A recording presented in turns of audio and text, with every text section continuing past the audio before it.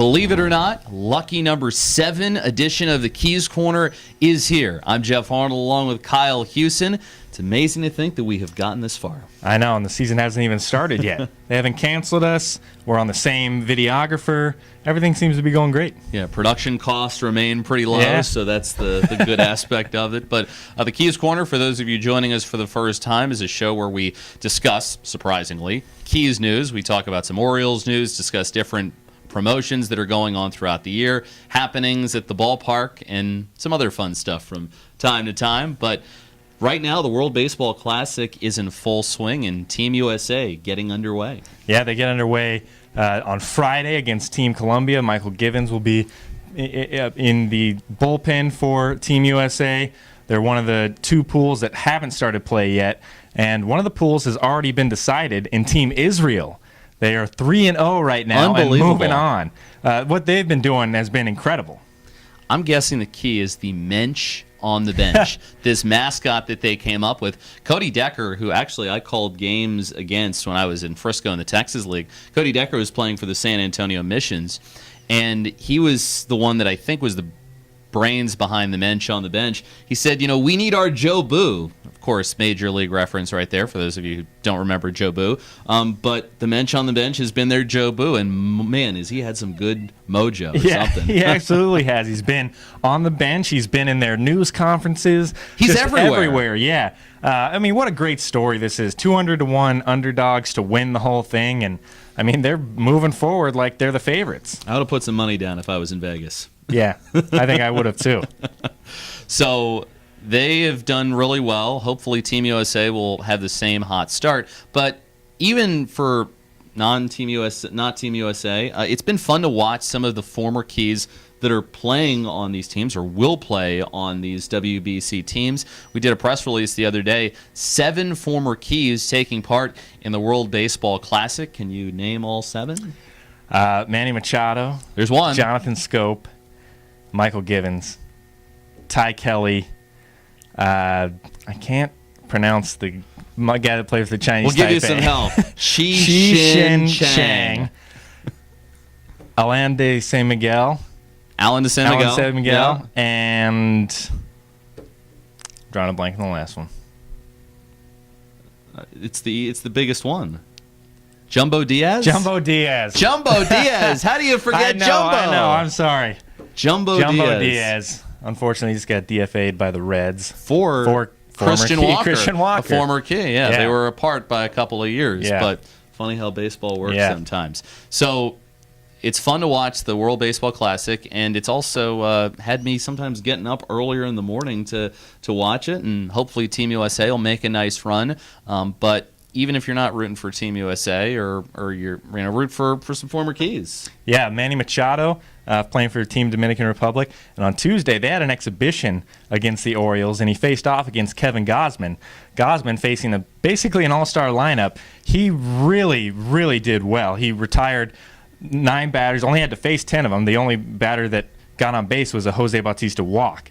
So he retired the first 3, Jose Reyes, Manny Machado, and Robinson Cano on 9 straight pitches. That's kind of a fun matchup to watch, Gausman versus Machado, and thankfully for the Orioles, they won't have to watch that again. And a great spring training tune-up for Kevin Gausman. Now, if you're wondering, is Dariel Alvarez playing for Team Cuba? The answer is no. But Dariel Alvarez has been in the news because he is converting from outfield to pitcher, and the plan, as I understand it, is that he is going to pitch some days, and the days that he doesn't pitch, he's going to be available to DH. Yeah, they're going to try to convert him to a relief pitcher, so when he does pitch in relief, he'll obviously be pitching then, and then DH in the meantime.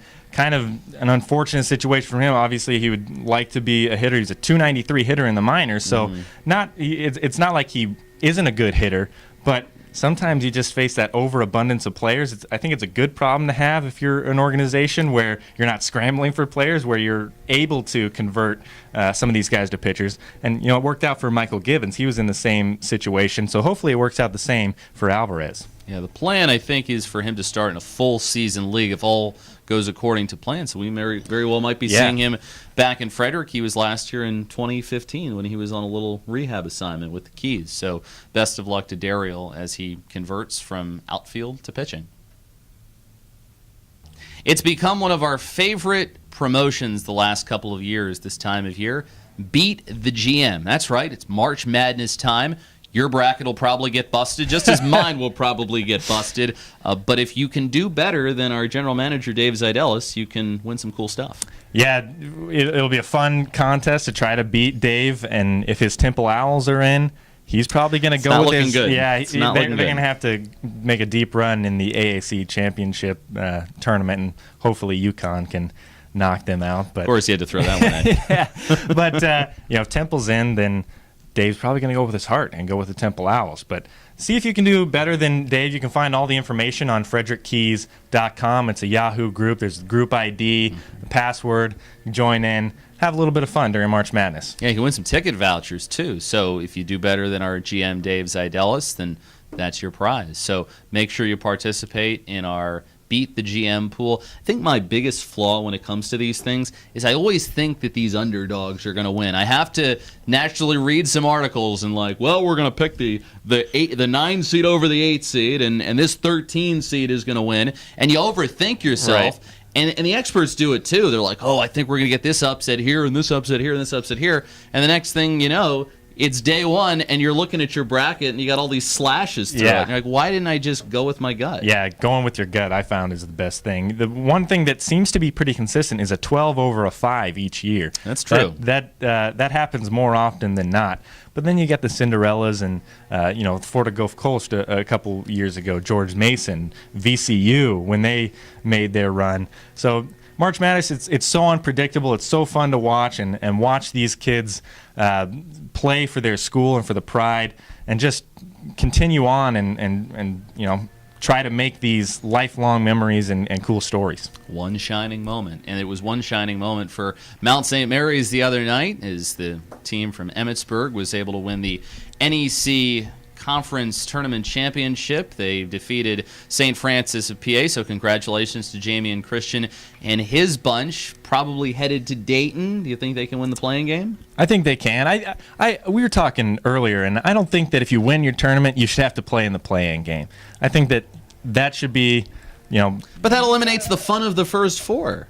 Yeah, but if you've earned your spot in by winning your tournament and not getting just an at-large bid, you should at least be guaranteed one of those 16 spots. Yeah. But I'm all in on the Mount right now. Oh, I am too. They're playing great basketball as they ran the table in the NEC tournament. They also won the regular season. An amazing year for Mount St. Mary's, considering they started out 1-11.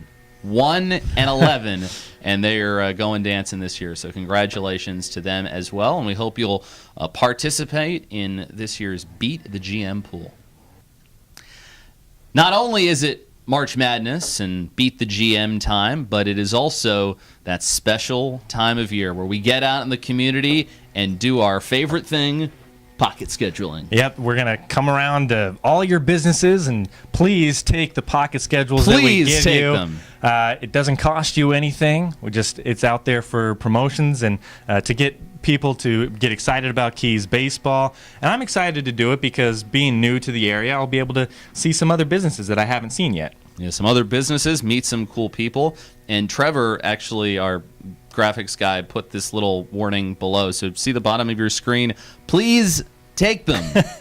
Please take them. So if you had the closed captioning off, you have another excuse to take the pocket schedules. But we go out in the community. We'll be all around Frederick County, and we'll be venturing into other counties. We'll be in Virginia. We'll be in West Virginia, Pennsylvania. You name it, we'll be there. And we hope that you'll ask us some questions about what's coming up, the Keys baseball season. Do you have maybe an event or something about this season in the promotional schedule you're looking forward to? Well, I'm looking forward to Cowboy Monkey Rodeo, of course. Monkeys dressed as cowboys, riding dogs as though they were horses while herding goats. Yeah, I mean, that's amazing. That's amazing, yeah. I've never seen it before. I've heard great things about it, and I'm super excited to watch Cowboy Monkey Rodeo. You seem like the kind of guy that has a cowboy hat at home. Is that right? Oh, I got a cowboy hat, a couple pairs of Wranglers. I have 4 pairs of boots. How many pairs do you have with you? I only have one pair with me because I didn't have room in my car driving from Colorado. But every year, go up to Cheyenne, Wyoming, Cheyenne Frontier Days, the largest outdoor rodeo. And we go to the rodeo, a couple night shows, and have a great time. Little Red Rodeo might be one of my favorite country songs. That's a great one. Is that a great song? That is a great one. My thing that I'm looking forward to the most is to meet the one and only Jay Peterman. Jay Peterman coming out for Seinfeld night. It'll be in June, right before the All-Star break. And Jay Peterman, of course, was one of the best characters, I think, on Seinfeld ever. And he also was on Dancing with the Stars. His name is John O'Hurley, and he was a host of Family Feud. He does the dog show that is on Thanksgiving every year, so he is into that. And he also was in the national tour of Chicago, and he's going to be singing Take Me Out to the Ball Game on the night where he comes out. So that ought to be fantastic. How great is that? I thought at first when you said the one and only, I thought you were going to say Chris Soules of The Bachelor. Well, I'm looking forward to that as well. And to answer all our asinine, ridiculous Bachelor questions, and I already have a full page worth of stuff I want to ask him. That guy is going to be so sorry that he'll come in. He'll come into the radio booth probably, and we'll do an interview with him, and we may not let him leave. Yeah, we might have to do a special episode of Keys Corner Bachelor Edition number 3, I think it would be. That would be unbelievable. Yeah, it would be. Yeah, I really want to get to the bottom of Chris Harrison. Like, is he what he seems to be on television, which is just a guy that comes on and asks a couple of questions to these guys every time that... Yeah. Does he ask a couple... No, it's not really a couple of questions. It's more or less just like he's got a couple of statements that he makes. I think you want to find out, is he on the way out? Is he on the way out? Because I want to throw my hat in the ring for that. Who wouldn't want to be the host of The Bachelor? Oh, yeah. No, that'd be a great job. Go to exotic locations, ask a couple of questions, and get paid the big bucks for it. I'm sure it's more complicated than that. But let us know what your favorite events are for the upcoming season. Let us know by following us on Twitter, Instagram, Facebook. You can also tweet at this guy, K_Hughes, and me at Geoff on the air. How close are you to 500? 483. 483. As of this morning. He went up by 3 from yesterday. At the beginning of yesterday, you were at 480, 483. When we get to 500, we're live streaming DeForest Garcia, our promotions manager, pieing you in the face with a cherry pie. You'll have an extra cherry pie to eat. Let's get Geoff to 500. What forum is this going to be done on? Is it going to be on Keys Corner? Is it going to be on Lunch Hour Live? What are we going to? It's going to be on anything that we can get it on. Well, we might do it on Lunch Hour Live. It's going to be a whole, stream it live on Instagram. It's going to be a whole video of it. Yeah, it's going to be slow motion. Sitting at my chair, I see the 500 count pop up. I go running around the office like Rocky or something, and then like I'm running around, and as I, hands in the air, and then DeForest got it, just lets it rip. Yep, that's what we're looking forward to. And then I go down like a ton of bricks. Get Geoff to 500 at Geoff on the air, Geoff with a G. We say this jokingly, of course. We're not joking about the pie to the face. I know. That's why you're taking this. You're taking this really seriously. You're taking this more seriously than I'm taking. I want to see it happen. DeForest wants to see it happen. A lot of people in the office want to see it happen. Let's make it happen. At Geoff on the air, if you want to give me a follow, and that is Geoff with a G, by the way. Well, thanks so much for stopping by on today's edition of the Keys Corner. Our next one will be coming your way next Friday. He's the big fella. I'm Geoff. Talk to you soon.